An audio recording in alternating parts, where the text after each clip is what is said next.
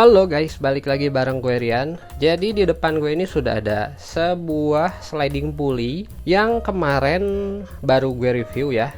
Terus si pulley ini ternyata ada beberapa kekurangan guys. Gue bakalan jelasin satu persatu kekurangannya apa. Dan di video kali ini gue bakalan memodifikasi si sliding pulley-nya ini guys. Terus modifikasinya seperti apa bang? Ya nanti pasti gue jelasin modifikasinya seperti apa. Nah, sebelum gue jelasin modifikasi yang bakalan gue lakuin, gue mau jelasin kekurangan dari si sliding pulley merek ya, yang baru gue pakai belum seminggu kayaknya guys. Dan videonya pun baru 5 hari kalau nggak salah, baru 5 hari tapi sudah menemukan masalah guys. Gitu. Nah, yang pertama itu di bagian bearingnya guys. Bearing bagian sini. Nah, bagian sini. Bearingnya kenapa bang? Bearingnya itu dari awal gue review juga sebenarnya udah seret ya guys. Terus sampai sekarang pun ini masih lumayan seret. Terus yang membedakan antara pulley ori dan pulley aftermarket itu salah satunya dari bearing ya guys. Bearingnya ini bearing biasa, tidak ada mereknya atau apapun. Depan belakang sama ya guys. Kalau yang ori itu biasanya ada kode Japan di sininya, HK Japan. Ya kalau misalkan kalian ada budget lebih sih mending diganti langsung ya si bearingnya biar lebih awet. Gitu. Nah itu yang pertama kekurangannya. Waduh bentar guys, ini ada stemplet. Oke lanjut lagi. Terus kekurangan yang kedua itu dari si pin guide nya guys. Nah ini ya 3. Biar lebih jelas gue zoom dulu apa kekurangannya. Nah jadi kekurangannya itu si pin guide dari brand yang kemarin itu gampang aus guys, atau gampang terkikis. Nih kalian lihat sendiri di bagian bukan yang ini guys, ada pokoknya. Nah ini tuh di bagian si kepala pin guide nya itu terkikis guys, padahal baru seminggu kurang. Untung ini udah gue cek ya guys, maksudnya keburu kecek seperti ini tuh, hampir di ketiga pin guide-nya terkikis. Mana ini nggak fokus-fokus sih. Nah seperti ini ya guys, terkikis. Dan kalau misalkan ini dibiarkan bakalan mengganggu pergerakan si sliding pulley-nya. Nah terus setelah gue ketahuan pin guide-nya bermasalah, gue ganti pakai pin guide bawaan si Vivi yang pertama. Ini ori ya guys. Terus ada perbedaan guys. Nah kalian bisa lihat lah ya, ini pin guide original bawaan motor seperti ini. Di ketiga sisinya itu ternyata ada semacam coakan atau got guys tuh, 3. Awalnya gue kira tuh ini apa ya, kayak semacam cacat atau kemakan gitu guys. Ternyata setelah gue cek ini tuh bawaannya kayak gini guys. Kemungkinan ini tuh tempat menyimpan si grease-nya ya, biar tetap terlumasi. Jadi dibikin got seperti ini. Mantap. Sedangkan yang aftermarket itu polos tuh, tidak ada apapun, makanya cepat aus guys itu. Nah gejalanya gimana bang sebelum diganti sama pin guide yang ori? Jadi si sliding pulley-nya itu tidak bisa bergerak dengan maksimal ya guys. Akibatnya si beltnya itu tidak bisa naik secara maksimal, jadi tertahan agak bawah. Jadi gini lah guys, harusnya gini, tapi ini malah di sini gitu. Gue juga awalnya ini apa sih yang bermasalah ya, apakah si beltnya udah harus diganti atau gimana. Tapi setelah gue cek kemarin terus udah gue ganti pin guide-nya pakai yang ori, ternyata itu sangat berpengaruh, dan pergerakan si sliding pulley-nya pun jadi lebih lancar guys. Otomatis si beltnya, posisi beltnya ya, jadi lebih ke atas atau naik gitu. Udah gue coba semalaman juga, apakah beltnya bakalan turun lagi atau gimana, ternyata enggak guys. Jadi inti masalahnya itu dari si pin guide. Seperti itu ya. Kalau misalkan kalian menemukan hal serupa, coba kalian ganti pin guide-nya pakai yang ori. Gitu guys. Nah, untuk modifikasi yang bakalan gue lakuin di sliding pulley aftermarket ini tuh yaitu dengan membubut permukaan si pulley-nya guys. Ya intinya kayak semacam bubut derajat lah ya guys. Kayak yang biasa gue lakuin di pulley bagian depan. Kenapa? Karena setelah gue cari di YouTube terus di manapun itu masih jarang yang modifikasinya membubut permukaan si pulley-nya. Nah ya gue juga intinya penasaran ya guys, apakah dengan membubut permukaan si pulley-nya ini bisa meningkatkan performa atau ya sama aja gitu. Nah untuk derajat ya, berhubung gue nggak punya alat untuk ukur derajat pulley, kemungkinan ini derajatnya 15 kali ya. Soalnya yang Honda pun derajat pulley defaultnya itu atau standarnya itu 15 derajat. Terus gue juga sempat lihat ya guys di mana ya, pokoknya di sosmed lah ya, ada yang membubut pulley bagian depan pulley bagian belakang ini jadi 14,3, sedangkan bawaannya yang Honda ya itu 15. Ya paling mirip-mirip lah ya untuk Honda dan Yamaha guys gitu. Jadi yang bakalan gue lakuin itu membubut di kedua permukaan pulley-nya. Terus kenapa harus dibubut bang? Kan bisa dicoak si bagian jalurnya. Nah bagian jalur ini ya, jadi gini guys, gue jelasin sedikit ya. Nah jadi meskipun kalian sudah coak si jalur pin guide-nya, si bagian atasnya ini tetap mentok ke dudukan kampas ganda guys. Jadi bisa dibilang ya mubazir ya proses pencoakannya guys gitu, karena bagian sini itu mentok. Jadi pulley bagian ceweknya ini tidak bisa membuka lebih lebar lagi gitu. Bukannya gue nggak mau ya untuk mencoaknya, cuman setelah gue cek bukaan standar seperti ini pun itu sudah mentok guys. Kecuali kalian tambahkan ring di bagian sini, di bagian sininya ya. Kalian tambahkan ring dulu, baru kalian pasangkan dudukan kampas gandanya. Jadi ada space kurang lebih ya 1 milian lah ya pakai di sini ring. Itu bisa aja sih sebenarnya, cuman ya khawatirnya, nah gini ilustrasinya seperti ini guys. Nah misalkan kalian sudah coak jalur pin guide, nah ini ya set, misalkan standarnya segini.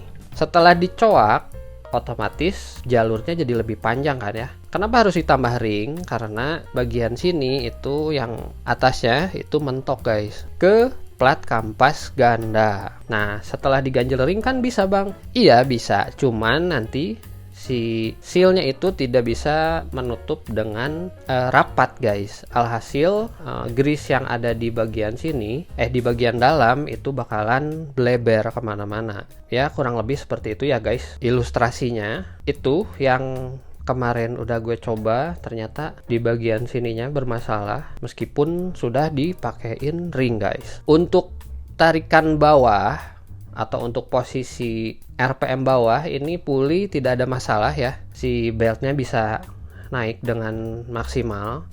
Masalahnya cuman di top speed ya guys. Top speednya ini maksimalnya segini, keadaan membukanya. Kenapa gue bubut? Karena untuk mengatasi kekurangan di top speednya. Terus si beltnya pun ya guys, beltnya pun tidak bisa turun dengan maksimal. Tuh, cuman segini guys. Nah kelihatan ya, intinya si beltnya tidak bisa turun dengan maksimal karena si sliding pulley ceweknya itu sudah mentok guys gitu. Alhasil ya mau tidak mau ya, berhubung gue penasaran juga, jadi gue bakalan ngakalin di bagian permukaan pulinya di bubut. Jadi biar bagian tengahnya ini bisa lebih lebar dan si beltnya bisa lebih masuk seperti itu. Terus apakah tidak terlalu tipis bang? Tipis sih ya udah pasti ya, namanya juga di bubut ya guys. Cuman gue bubutnya nggak bakalan terlalu tipis ya, paling ya sekenanya aja lah ya. Untuk bagian atas biasanya nggak terlalu banyak di bubutnya, yang banyak tuh di bagian sini. Karena si derajatnya lebih kecil itu kan lebih tegak ya guys. Otomatis si bagian dalamnya ini yang bakalan kena bubut lumayan. Dan sekalian juga gue penasarannya apakah dengan di bubut itu durability-nya masih tetap oke atau malah jadi peang.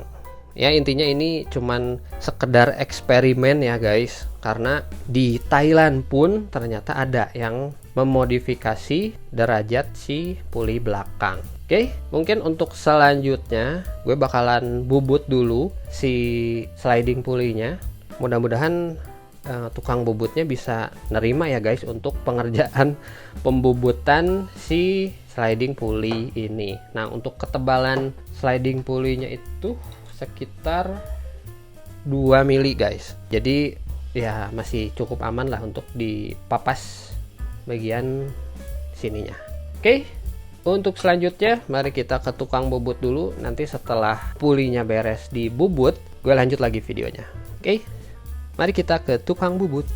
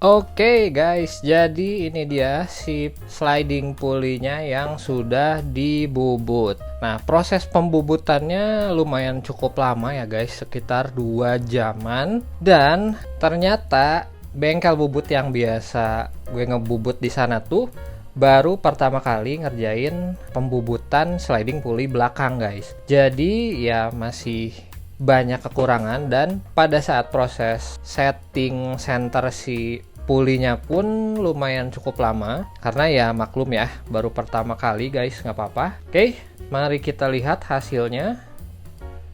Yang pertama kita lihat dulu dari yang puli cewek. Oke, untuk ongkos jasa pembubutannya ini dikarenakan bahan sliding pulley ini besi sama dengan bahan puli kipas bit karbu ya guys. Jadi untuk sepasang pembubutan sliding pulley belakang ini sebesar Rp80.000 ya. Jadi untuk satu piece-nya itu 40.000. Karena ini sepasang jadi 80.000 gitu.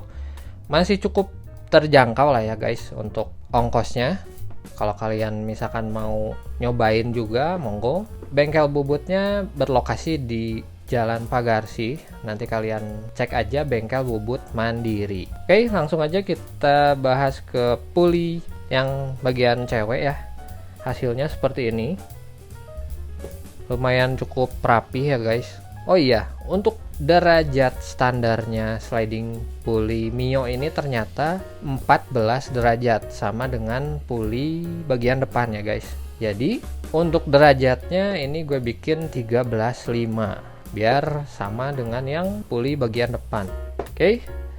Nah, untuk bagian pembubutannya sebenarnya di bagian sini guys. Nah, di bagian sini tuh tidak rata. Mungkin ini karena proses pencatokan si sliding pulley-nya ini cukup sulit ya, karena untuk bagian belakangnya ini tidak bisa digigit dengan sempurna, atau yang bagian tengah ini nggak bisa digigit guys. Otomatis si mesin bubutnya itu menggigit di bagian sini. Makanya untuk proses pembubutan yang bagian pulley cewek ini lumayan cukup lama dan agak susah ya guys gitu. Ini udah maksimal dan halus juga, cuman mungkin ini agak kurang center guys. Nah, bagian sini kan ada ya sisa, sedangkan bagian ini itu habis.